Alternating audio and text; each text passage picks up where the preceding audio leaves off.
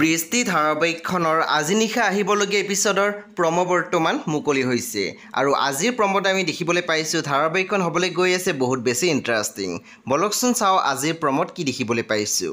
আজিৰ প্ৰম'ৰ প্ৰথম ভাগত আমি দেখিবলৈ পাইছোঁ বিৰিণাই কৈ আছিল সকলো কথা খুলি ক'ব নোৱাৰালৈকে মই তোমাক কিশোৰৰ ওচৰত ৰাখিব খোজোঁ জীও।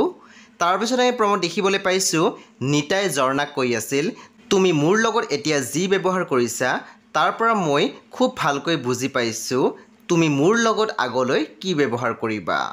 তাৰপিছত আমি প্ৰম'ত দেখিবলৈ পাইছোঁ পুনৰ বিৰিণাই কৈ আছিল সি বহুত কষ্ট পালে আৰু কষ্ট দিব নোৱাৰোঁ মাত্ৰ সুখে দিম।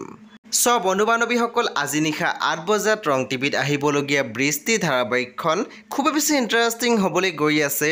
চ' আপোনালোকে চাবলৈ একেবাৰে নাপাহৰিব। পৰৱৰ্তী আপডেটৰ বাবে আপোনালোকে আমাৰ চেনেলটো ছাবস্ক্ৰাইব কৰি কাষত থকা বেল আইকনৰ টিপি দিবলৈ একেবাৰে নাপাহৰিব।